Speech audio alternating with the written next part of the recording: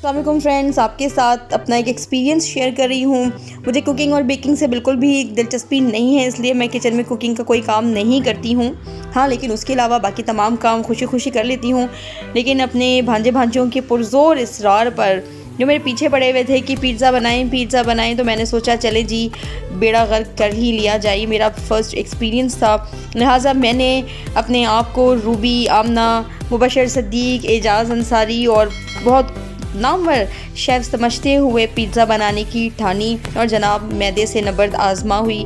Ruby की recipe को follow करते हुए बड़ी ही दिक्कतों और मेहनतों के साथ मैंने काम शुरू किया और जनाब अवन के बग़ैर फ्राई पैन में पिज़्ज़ा बनाने की ठानी। तो मैंने रेसिपी वही वाली फ़ॉलो की है। आपके साथ रेसिपी तो नहीं शेयर कर रही हूँ, अपना एक एक्सपीरियंस शेयर कर रही हूँ। मैंने फ़र्स्ट टाइम ये ट्राई किया।